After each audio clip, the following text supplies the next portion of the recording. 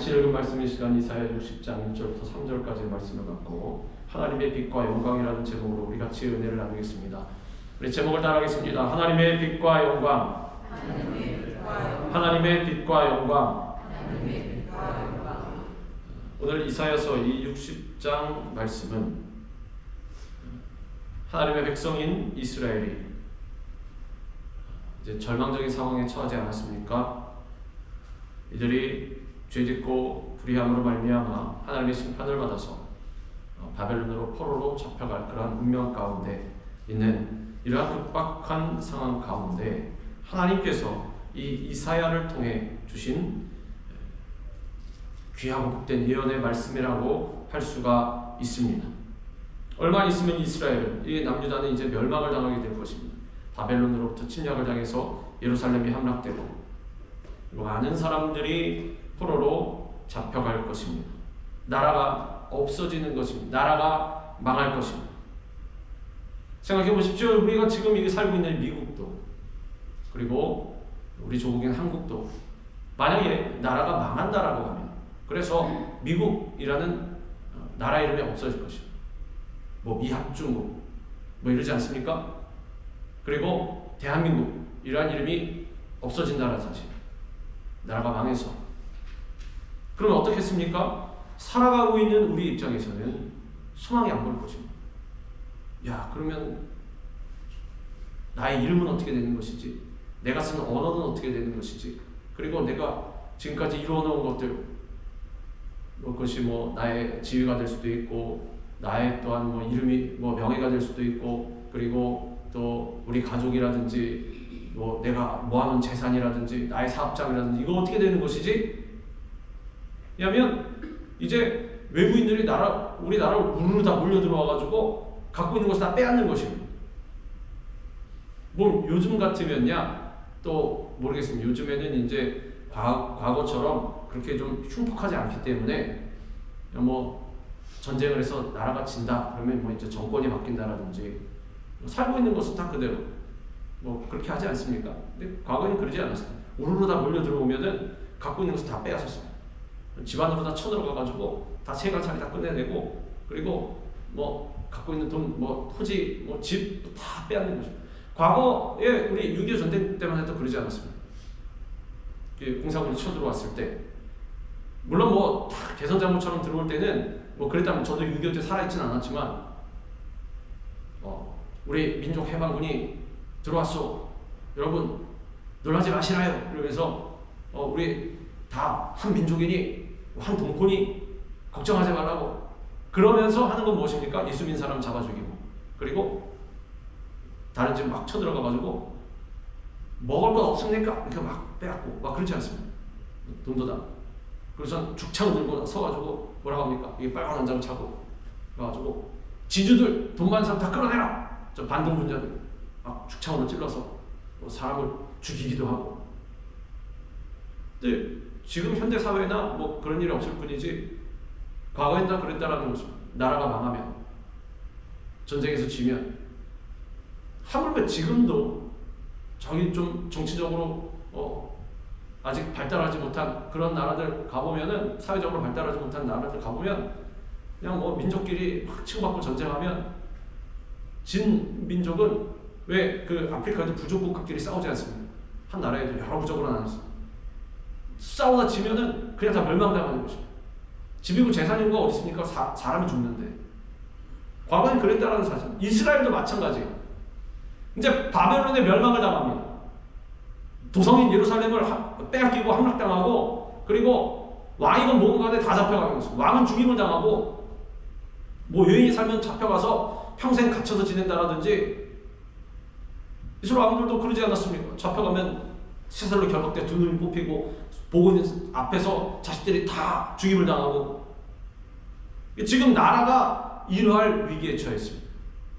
어느 곳을 둘러봐도 작은 희망조차 보이지 않는 캄캄한 어둠 속에서 갈 바를 모르고 헤매고 있었다는 사실.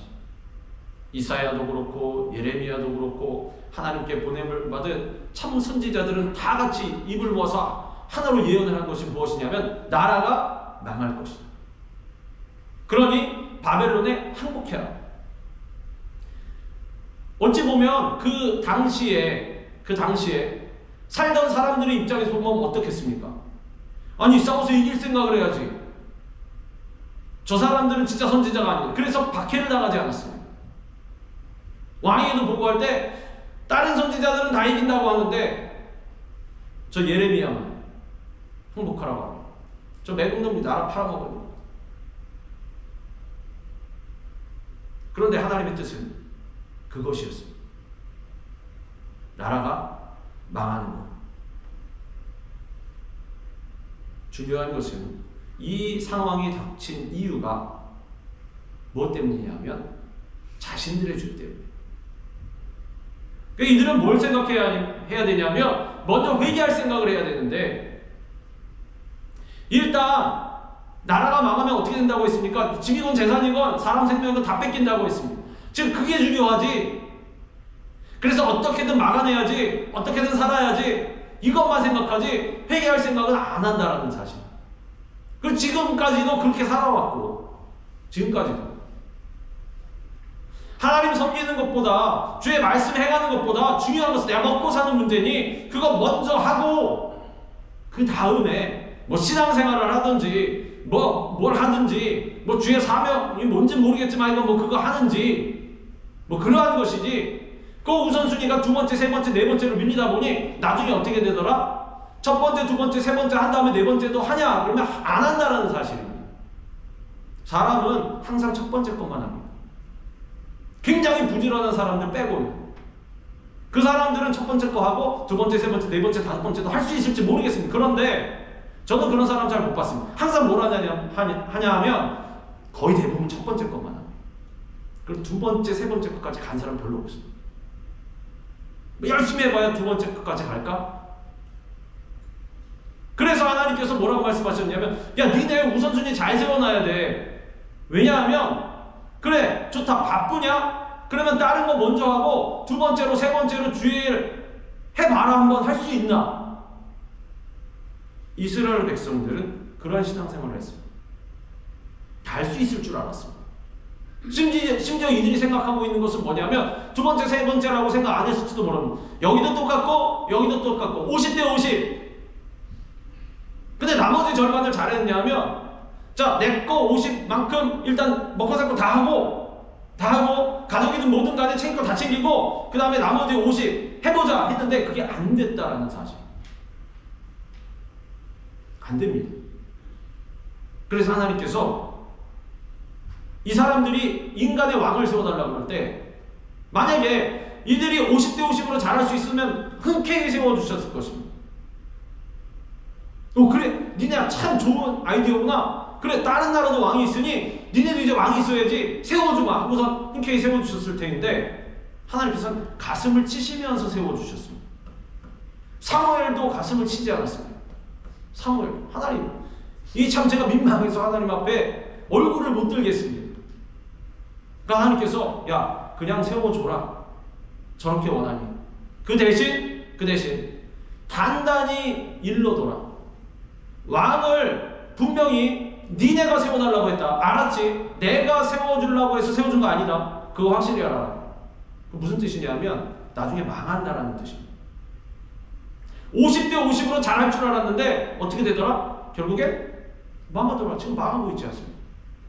이게 하나님 뜻이었습니다. 50대 50으로 잘할 줄 알았는데 결국에 우상을 숭배하고 있더라. 우상을 숭배하고 있더라. 왕 세워줬으면 인간의 왕 좋다, 하나님 왕에서 밀어내고 인간의 왕을 세웠으면 그러면 신앙생활이라도 잘해야 될 것 아니냐? 그랬더니 어떻게 됩니까? 잘 못한다라는 뜻입니다. 왜? 신앙생활의 기본이 무엇입니까? 하나님께서 왕 되심을 인정하는 것인데, 일단 그게 시작이 잘못되었으니 되겠습니까? 안 되겠습니까? 안 됩니다. 우리 신앙생활도 마찬가지. 나의 기본적인 개념이 잘못되어 있으면 아무리 발버둥쳐도 될 수가 없습니다.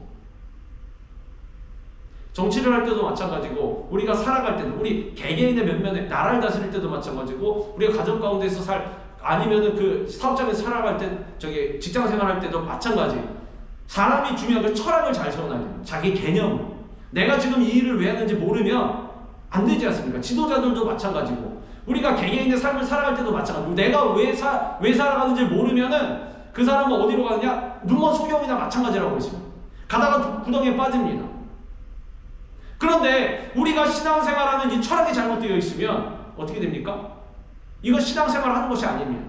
내가 왜 하는지도 모르고 어떠한 삶을 살아가냐면 옆 사람이 이렇게 보고 옆 사람이 어떻게 하는가 보고 아 저건가 보다 하고 그냥 따라가는 거죠. 만에 하나 소경을 안 만나면 다행인데 예수님께서 뭐라고 하셨습니까? 잘못해서 소경을 만나면 둘 다 구덩이에 빠진다는 거죠. 왜냐하면 소경은 인도하지 소경은 누군가를 인도하지 못하기 때문에 더군다나 소경이 소경을 인도하면 어떻게 됩니까? 둘 다 구덩이에 빠진다는 거죠. 둘 다 못 보니까. 근데 그러한 신앙생활을 할 수밖에 없다. 우리가 철학이 잘못 세워져 있습니다. 그 철학이 무엇입니까? 예수 그리스도의 십자가가 중심이 되는 주의 사명이 중심이 되는 그러한 철학을 세워놔야 되는데 그 개념이 이스라엘 백성들도 잘못되어 있더라. 그러니 어떻게 되더라? 우상을 숭배하더라. 그러면서 자기들이 계명을 어기고 있는지도 몰랐을 것입니다. 사실은 제가 볼 땐 그렇습니다. 계명을 어기는지도 몰랐을 것입니다. 내가 제대로 신앙생활 못하고 있던 사실도 몰랐을 것입니다. 나는 잘하고 있다고 맨날 생각하고 그런데 어느 날 하나님께서 너희 이제 멸망 안 되겠다. 너희 멸망해야 되겠다. 그러면 뭐라 그럽니까? 저희가 언제 하나님을 안 섬겼습니까? 말라기에 그러지 않습니까? 말라기에 나오는 내용들이 대부분 그렇습니다. 하나님께서 우리가 하나님을 무시했다 그러는데 언제 우리가 하나님을 무시했습니까? 라고 니네는 나한테 지금 말하고 있다. 자기가 죄 짓는지도 모릅니다. 우상 숭배하는지도 모릅니다. 왜 그러냐면 신앙생활하는 기준이 잘못 세워지기, 철학이 잘못 세워져 있기 때문에, 철학이 없기 때문에 아예. 그냥 옆에 사람 신앙생활 하니까 교회 가니까 그냥 이렇게 보고 가야 되는 거 같으면 그냥 따라오는 것입니다. 그러게 어떻게 됩니까? 수동적인 생활. 수동적인 생활은 뭐가 안 좋냐면 그러니까 하나님께 붙들림 받은 그런 수동적인 하나님께서 주인이 되신 그런 수동적인 생활을 당연히 해야 되는 것인데 제가 지금 말씀드린 수동적인 생활이란 뭐냐면 그 신앙생활의 개념을 안 세워놔서 철학이 없어서 그냥 끌려가는 거. 그거 어떻게 되냐면 그 사람은 열심이 없습니다. 그러니까 하긴 하는 척을 하는데 되도록이면 안 하려고 그러고 앞장서서 안 한다는 사실. 봉사하는 데도 있어서도 그렇고 또 뭐 하는 데도 있어서 그렇고 자꾸 까먹는다는 사실. 나에게 맡겨진 사명도 까먹습니다. 철학이 없으면. 내가 왜 신앙생활하고 있는지 모르면 내가 누구를 따라가고 있는지 모르면은 관심이 없기 때문에 관심이 없는 것에는 기억하지 않습니다. 사람은. 절대로 기억하지 않습니다. 왜 그러지 않습니까? 둘이 대화하다가도 분명히 A라는 사람이 B라는 사람에게 얘기했는데 B는 기억을 못합니다. 그럼 뭐라 그럽니까? 건성으로 듣고 있었다고 그러지 않습니까? 그러니까 한 귀로 듣고 한 귀로 흘리는 것입니다. 왜 그렇습니까? 이 말에 관심이 없기 때문에 그렇습니다. 근데 만약에 관심이 있었으면 어떻습니까? 한마디를 해도 안 잊어버립니다. 그 죽어도 지킨다는 사실. 하나님의 말씀이 그렇습니다. 우리가 만약에 한 귀로 듣고 한 귀로 지금 저희가 또 말씀 나누고 있는데 이 말씀을 한 귀로 듣고 한 귀로 흘리지 않습니까? 관심이 없어서.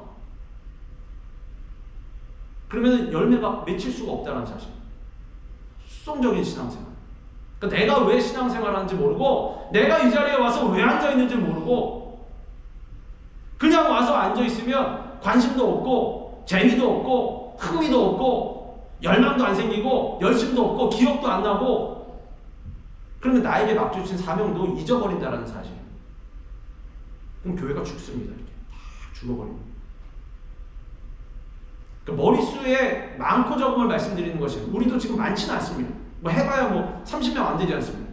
근데 그 숫자가 중요한 것이 아니라 200명, 2000명이 모여도 개개인의 신앙적인 철학이 안 서 있지 않습니까? 그러면 어떻게 되냐면 교회가 죽게 됩니다. 그냥 뭐 돌아가긴 돌아갈 것이고 사람들 모여 있으니까 부서도 있고 뭐도 하니까 뭐 회의도 하고 뭐 할 건 아닙니까? 그러면 이제 뭐 헌금 드리고 하면 뭐 헌금도 거치고 하니까 뭐 그거 돈 갖고 운영하고 뭐 적당히 뭐 그거 할 텐데 그 죽어 있는 교회입니다. 그거 마지막 때 하나님께서 책망받 그 아시아 일곱 교회 중에 책망받는 교회 있잖아요. 그 교회들이 두세 명 모였다고 책망받았겠습니까? 그런 교회 하나도 없습니다. 책망받은 내용은 야 너희가 숫자가 이거밖에 안 된다. 어째요 그러냐? 뭐 하는 거냐 지금까지? 이런 책망 하나도 없습니다. 어떤 교회 가면 그런 책망 많이 받습니다. 제 지금 당 모아놓고 담임 목사님이 이거 어떻게 된 겁니까? 지금 이번 달에 뭐 숫자가 뭐 이거밖에 안 되고 뭐 세자 한 명도 안 오고 뭐 전도하는 건 막 이러는데 사실은 성경에 그런 내용이 없어요. 책망받는 교회 중 중요한 것은 신앙생활의 질적인 향상. 우리가 개개인이 신앙생활을 왜 하느냐? 내가 누구를 따라가고 있냐? 내가 무엇을 해야 되느냐? 눈에 보이는 사람이 옆에 와서 뭐라고 안 할지라도 내가 하나님께 기도함으로 말미암아 말씀 대함으로 말미암아 나에게 깨달음을 주셔서 그 깨달음을 갖고 내가 어떻게 신앙생활을 할 것이냐, 어떻게 봉사할 것이냐, 이 철학이 없는 그러한 사람, 그러한 교회는 책망받을 수밖에 없다는 사실. 그래서 당시에 이스라엘 백성들, 이 유다, 남유다, 북이스라엘도 마찬가지. 이 이스라엘은 그러한 상황에 있었습니다. 그러한 절망 가운데. 그런데 희한한 것은 무엇인지 아십니까? 하나님께서 이 절망에 빠진 이스라엘 백성들, 죄악 가운데 빠진 이스라엘 백성들, 회개하지 않는 이스라엘 백성들을 그냥 버려두지 아니하시고 이러한 말도 안 되는 상황 가운데에서 소망의 약속을 주고 계시다라는 사실. 너희가 잘 될 것이다, 복 받을 것이다, 하나님의 도움을 힘입을 것이다 라는 말은 어떨 때 해야 됩니까? 어떨 때 나와야 됩니까? 잘하고 있을 때. 경계 말 아닙니다. 못하고 있을 때는 혼내야지. 그런데 그 징계의 심판이 다가오는 중에도 하나님께서 동시에 무엇을 말씀하고 계시냐면 소망을 말씀하고 계십니다. 얼마 있지 않아 이들이 바벨론의 포로로 잡혀갈 것이지만 때가 되면 다시 회복되어서 예루살렘으로 돌아올 것이라고, 그 후에 만민에게 빛을 발하게 될 것이라는 그러한 약속을 주시는 것입니다. 하나님은 이런 분이십니다. 물론 우리가 하나님의 발가락의 끝에도 못 따라갈 것이지만 이러한 놀라운 말도 안 되는 사랑과 은혜를 입는 우리 한 사람 한 사람은 그러면 어떻게 신앙생활을 해야 된다는 말입니까? 지금 상태로는 안 된다는 사실. 적어도 지금 이 상태로는 아니라는 것입니다. 죽어있는 신앙생활. 세상에 나가보시기 바랍니다. 오늘날도 수많은 사람들이 절망 속에서 살아가고 있습니다. 웃고 있는 것 같지만 웃고 있지 않습니다. 죄로 인해서 타락한 인생들, 절망 가운데서 태어나서 절망 가운데 살다가 절망 가운데에서 죽어가고 있다는 것입니다. 이들에게는 소망이 없습니다. 젊어서 힘이 펄펄 10대, 20대나 그럴 때나 소망이 있다라고 사방팔방으로 뛰어다니지, 이제 나이가 부록의 나이라고 해서 지금 40, 50, 60 이렇게 쭉 가보면 어떻습니까?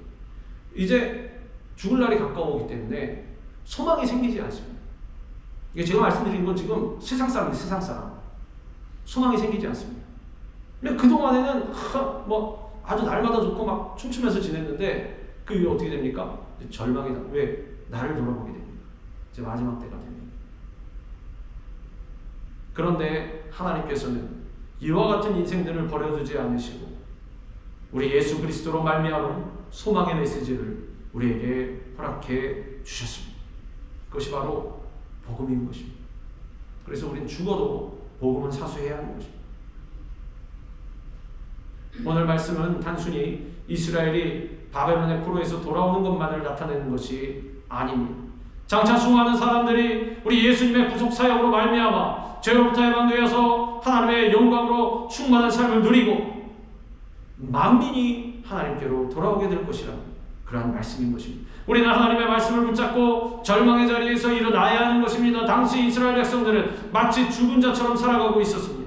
그러므로 정의가 우리에게서 멀고 공의가 우리에게 미치지 못한즉 우리가 빛을 바라나 어둠뿐이요 밝은 것을 바라나 캄캄한 가운데 행함으로 우리가 맹인같이 담을 더듬으며 눈없는 자같이 두루 더듬으며 낮에도 황혼때같이 넘어지니 우리는 강장한 자 중에서도 죽은 자 같은지라 우리가 곰같이 부르짖으며 비둘기같이 슬피 울며 정의를 바라나 없고 구원을 바라나 우리에게서 멀도다.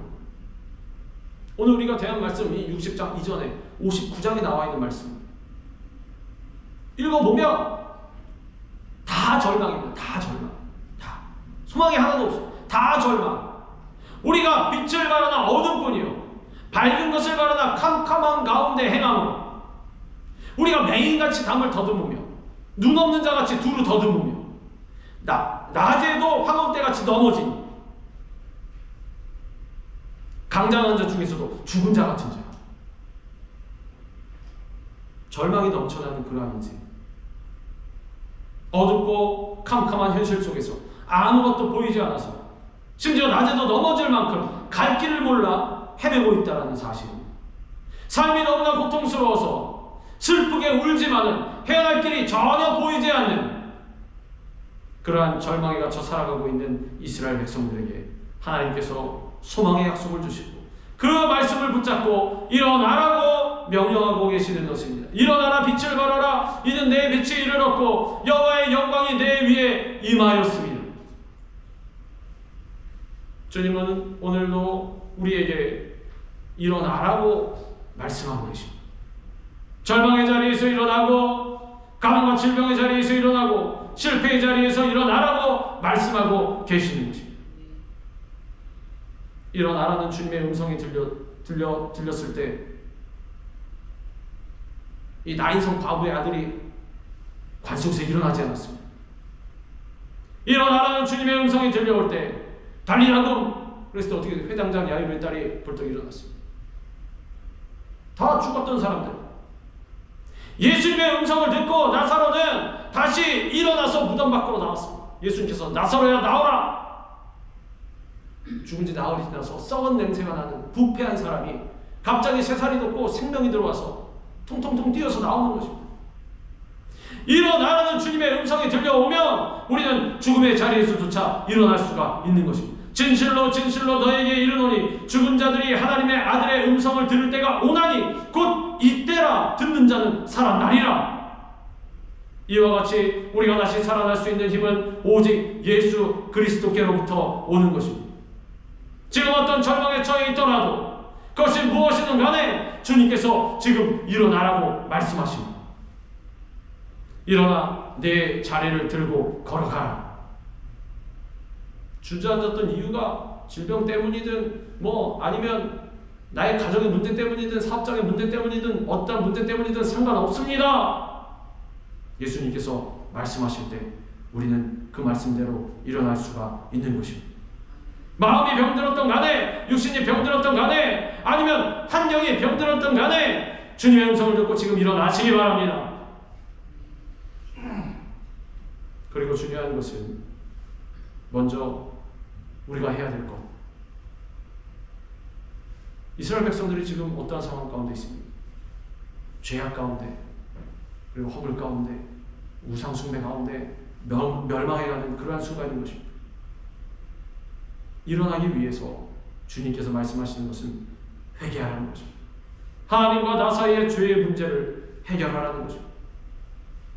하나님께서 전적인 은혜로 오늘 말씀을 통해서 이스라엘 백성을 구원해 주시겠다고 약속하셨지만 먼저 하나님 앞에 지었던 죄를 회개하라는 것입니다. 너희가 죄 지은 사람이지만 아주 예쁜 자녀이기 때문에 내가 그냥 이렇게 해줄게가 아니라 우리가 구원받는데도 회개가 따라가야 하지 않습니까? 예수님께서 뭐라고 말씀하셨다? 회개하라 천국에 가까이 오느니. 회개하면 천국을 너에게 선물로 주겠다라는 것입니다. 천하 만민에게 구원받을 만한 이름을 주신 적이 없으니 그 이름 오직 한 누구? 예수 그리스도 이름을 주셨으니 회개하고 예수 그리스도의 이름 믿으면 구원을 받을 수 있다는 것. 이스라엘 백성들도 마찬가지 죄의 회개가 남아있었습니다. 그래서 이들에게 무엇이 다가온다? 70년간의 포로 생활이 남아있다.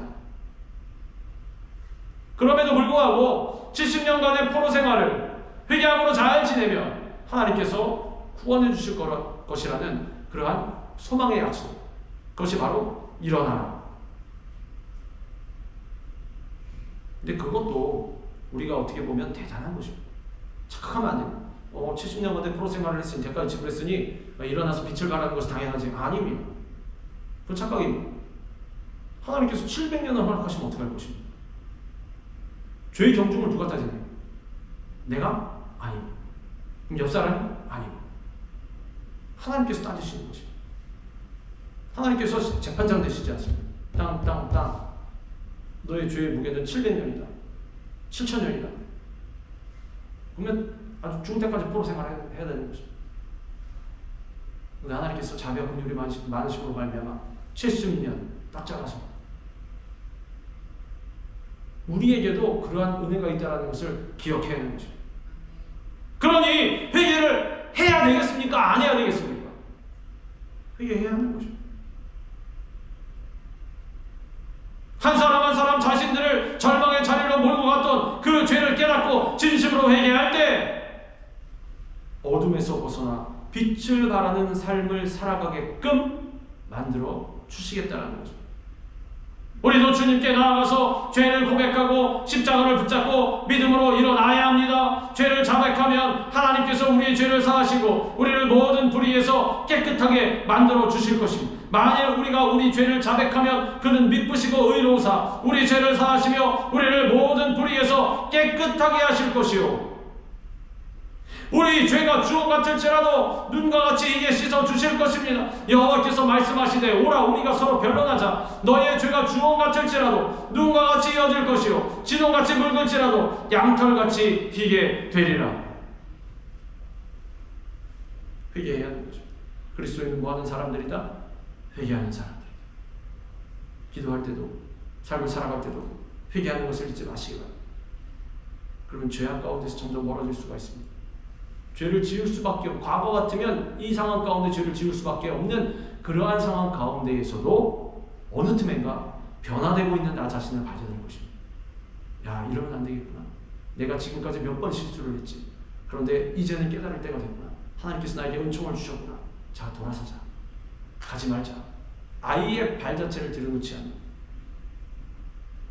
우리가 슬픔과 고통 가운데 울부짖고 있는 것은 근본적으로 무엇 때문입니까? 죄 때문인 것입니다. 죄악된 세상에서 죄를 짓고 살아가기 때문에 회개하고 일어나시기 바랍니다. 과거의 상처나 현재의 고통과 슬픔 모두 떨쳐버리고 하나님의 약속의 말씀을 붙들고 일어나기 바랍니다. 그리고 믿음으로 굳게 서서 십자가를 붙잡고 앞으로 나아가시기 바랍니다. 그와 같이 날마다 회개하고 믿음으로 걸어갈 때 우리의 삶 가운데 주님의 놀라운 은혜와 놀라운 복이 넘쳐나게 될 것입니다.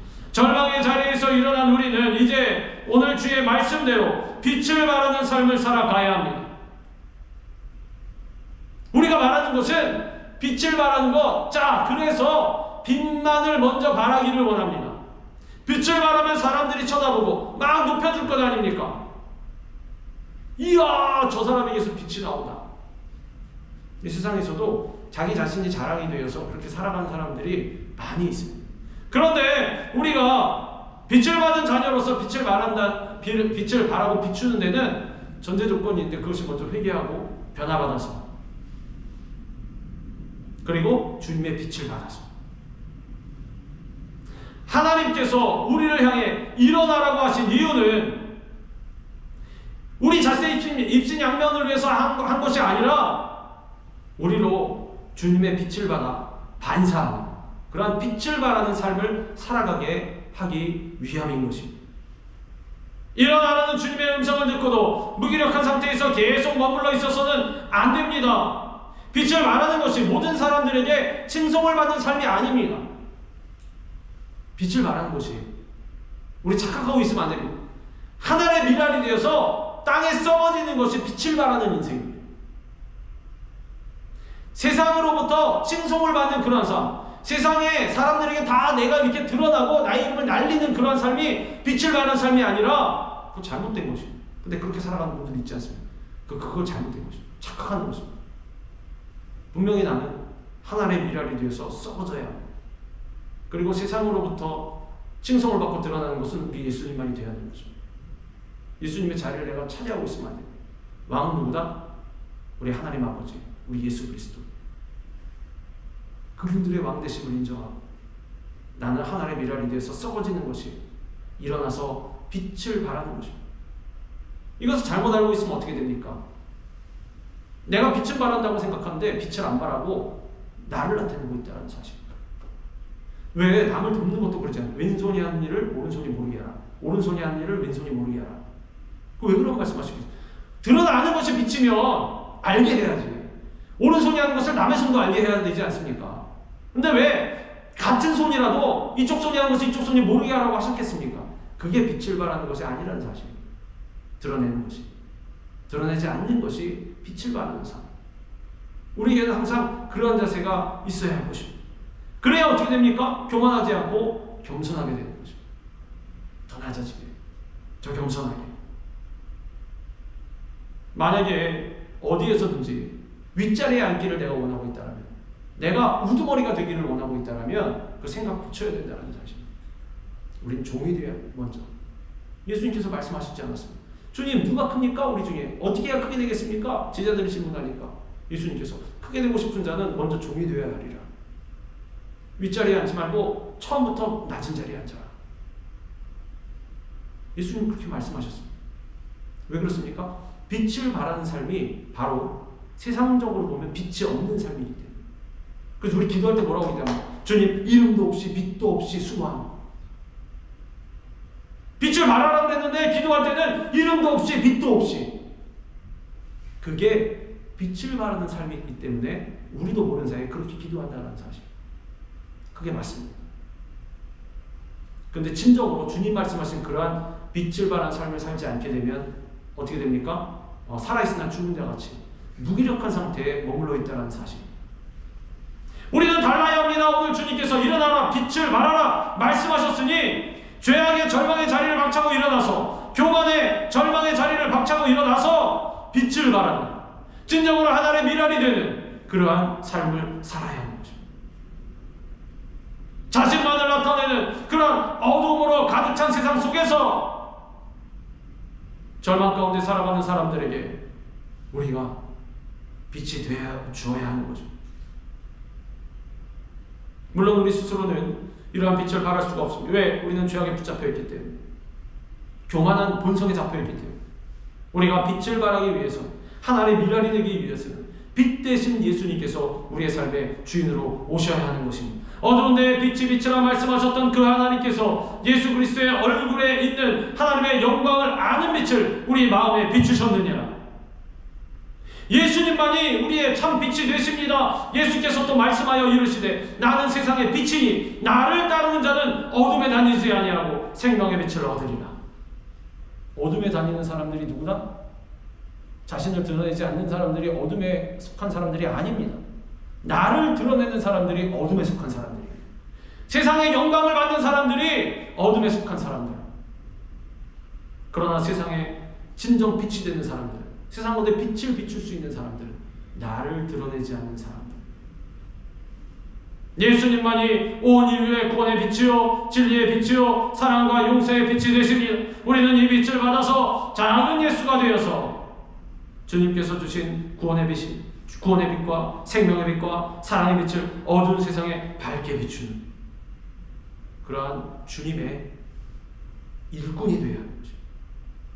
빛은 어둠을 밝힙니다. 아무리 캄캄한 어둠이라 할지라도 빛이 비치면 어둠은 순식간에 사라지고 마는 것입니다. 빛이 어둠의 빛이 돼 어둠이 깨닫지 못하더라. 어둠이 여기서 깨닫지 못했다라는 것, 영어 성경에 보면 뭐라고 나와 있냐면 어둠이 빛을 이기지 못했다. has not overcome이라고 되어 있습니다. overcome이라고. 어둠이 빛을 뛰어넘지 못했다. 극복하지 못했다. 그러니까 이기지 못했다는 뜻입니다. 어둠은 빛을 이기지 못합니다. 그런데 주님께서 우리를 세상의 빛이라고 말씀하셨습니다. 너희는 세상의 빛이라 산에 있는 동네가 숨겨지지 못할 것이요. 우리 예수님은 빛이십니다. 그런데 어떻게 되셨습니까? 십자가에 못 박히셨습니다. 예루살렘에서 그 왕국에 쳐들어가서 헤롯이든 뭐든 다 끌어내고 왕이 되신 것이 아니라 로마도 정복해버리고 온 지구를 통치할 수 있는 그런 무시무시한 국가의 왕이 되신 것이 아니라 십자가에서 돌아가셨다는 사실. 그게 빛이신 예수님이셨습니다. 그럼 빛을 받은 우리는, 우리의 인생도 그렇게 되어야 한다는 것입니다. 그러므로 우리는 예수 이름으로 우리 삶에 다가오는 모든 문제의 어둠과 슬픔의 어둠과 고통과 상처의 어둠을 다 몰아낼 수가 있는 것입니다. 누구의 능력으로 말미암아? 우리 예수 그리스도의 능력으로 말미암아. 어떠한 절망이라 할지라도 빛 대신 예수님으로 인해서 능히 이길 수 있는 것입니다. 주의 사명을 빛 대신 예수님을 닮아 안 보이는 곳에서 감당하고 있을 때 진정으로 주님께서 우리의 모든 문제 가운데 역사하신다는 사실. 우리가 빛을 발하는 삶을 살아가면 우리의 삶이 이와 같이 승리로 차고 넘칠 뿐만 아니라 우리 주변의 사람들에게도 빛을 비춰줌으로 말미암아 그들도 변화되고 치료받고 예수님의 이름으로 새 삶을 얻게 되는 그런 축복을 누리게 되는 것입니다. 나라들은 내 빛으로, 왕들은 비치는 내 광명으로 나아오리라. 빛은 어둠을 밝힐 뿐만 아니라 또한 따뜻함을 공급해 주는 것입니다. 우리가 예수님의 빛을 받아 그 빛을 바라면 따뜻함, 사랑이 전달되어서 힘들고 어려운 사람들에게 새 힘을 공급하게 되는 것입니다. 우리는 예수 그리스도의 구원의 빛을 비추고 사랑의 빛을 비추고 용서의 빛을 비추는 그러한 사명을 다해야 할 것입니다. 절망이 있는 곳에 희망을 주고 미움이 있는 곳에 용서를 주고 질병이 있는 곳에 건강을 주고 슬픔이 있는 곳에 기쁨을 가져다 주는 주님의 빛의 반사 역할을 감당해야 하는 것입니다. 우리가 빛을 발하는 삶을 살아갈 때 그 빛을 인하여서 수많은 사람들이 우리 주님께 돌아오는 놀라운 역사가 나타나게 될 것입니다. 우리는 하나님의 영광을 드러내는 삶을 살아가야 합니다. 일어나라 빛을 발하라. 이는 내 빛이 이르렀고 여호와의 영광이 내 위에 임하였음이니라. 보라 어둠이 땅을 덮을 것이며 캄캄함이 만민을 가리려니와 오직 여호와께서 내 위에 임하실 것이며 그의 영광이 내 위에 나타나리니. 주님 앞에 회개하고 변화됨으로 말미암아 일어나서 빛을 발했습니다. 그러면 이제 주님의 영광을 드러내게 된다는 사실입니다. 하나님의 백성이 일어나 빛을 발해야 하는 이유는 하나님의 영광이 그 위에 임하셨기 때문에, 그러므로 하나님의 백성은 그들 위에 임한 하나님의 영광을 자신의 삶을 통해 드러내야 하는 것입니다. 아까 빛의 사명이 뭐라고 했어요? 빛을 비추는, 우리는 세상의 빛이라. 나 자신을 드러내는 것이 아니라 나는 썩어져 가야 한다. 일어나서 빛을 발하는 것이. 그러면 자연적으로 누구의 영광이 드러나겠습니까? 하나님의 영광이, 나의 영광이 드러나는 것입니다. 과거의 이스라엘 백성들은 하나님의 영광을 상실한 자들이었습니다. 왜? 자신의 영광을 위해서 살아갔기 때문에. 주님을 위해서 빛을 발하는 것이 아니라 오히려 빛 가운데에서 숨어서 어둠 가운데 행하는 자들이었습니다. 캄캄한 어둠 가운데 행하는 자들, 눈 없는 자같이 더듬으며 낮에도 황혼대같이 넘어지는 그러한 인생들이었습니다. 그러나 이제는 하나님의 영광이 이 백성에게 임하심으로 말미암아 그들의 삶은 해보다 더 밝게 빛나게 된다라는 것입니다. 70년의 포로 생활이 끝나고 회개하고 주님 앞에 돌아왔을 때 이제 새 나라에서 일어나서 빛을 발하면서 하나님의 영광을 위해서 살아가는, 하나님의 영광을 받은 오늘날 주님의 백성들이 그 영광을 만방에 전파할 때 그 영광으로 인해서 세상의 모든 자들이 하나님의 영광 가운데로 돌아오게 되는 것입니다. 하나님의 영광은 예수 그리스도로 인해서 하나님의 백성이 된 우리 모두에게 이미 임했습니다. 우리는 예수 그리스도의 십자가 대속의 은혜를 통해서 죄에서 구속함을 받고 하나님의 영광과 축복을 받은 자가 되었다라는 것입니다. 그러므로 이제 우리는 우리에게 임한 하나님의 영광을 드러내는 삶을 살아야 하는 것입니다. 어떻게 살아가라고 말씀하셨습니까? 먹든지 마시든지 무엇을 하든지 하나님의 영광을 위하여 하라. 나를 위해서 살아가는 사람들, 신앙생활에 철학이 없는 사람들은 절대로 하나님의 영광을 드러내지 못합니다. 그러나 하나님의 미랄이 되어서 썩어지고 드러나지 않는, 진정으로 하나님이 보실 때 세상에 빛을 비추는, 일어나서 빛을 비추는 그러한 사람들의 삶 가운데는 하나님의 영광이 임한다는 것입니다. 그 사람들이 하나님의 영광을 위해서 살아가는 것입니다. 하나님은 오늘 우리에게 절망의 자리에서, 죄악의 자리에서 일어나 빛을 발하라고 말씀하십니다. 예수 그리스도의 구원의 빛, 사랑의 빛, 용서의 빛을 온 세상에 전하라고 말씀하십니다. 물론 우리가 그런 사명을 지고 전 세계로 비행기를 타고 나아갈 수는 없겠지만 중요한 것은 나의 사명의 자리를 지키는 것, 내가 있는 그곳이 바로 세계가 되는 것입니다. 생각해 보십시오. 저기 지구 반대편에 있는 나라의 입장에선 여기가 왜곡이 되지 않겠습니까? 여기가 열방이 되지 않겠습니까? 마찬가지입니다. 생각하기에 따라 다른 것입니다. 나에 있는 그 자리에서 사명을 다하시기 바랍니다. 그 자리가 선교의 자리가 되는 것입니다. 하나님의 영광 가운데 거하며 무엇을 하든지 하나님의 영광을 위하여 하라고 우리 주님께서 말씀하십니다. 이와 같이 우리 모두 빛 되신 예수님을 닮아서 그 빛을 받아 우리의 삶 가운데 더 나아가 온 세상에 생명의 빛을 비추고 그리고 하나님의 영광만을 드러내는 그러한 복된 삶을 다 살아가시기를 우리 주님의 이름으로 축원합니다. 기도하겠습니다. 하나님 감사합니다. 거룩하신 하나님, 우리가 무엇이 간데 하나님의 자녀로 삼으시고 우리에게 사명을 대해주셨는지 오늘 주님께서 죄악 가운데 멸망 가운데 울부짖고 있는 이스라엘 백성들에게 일어나 빛을 발하라, 주님의 영광을 드러내라,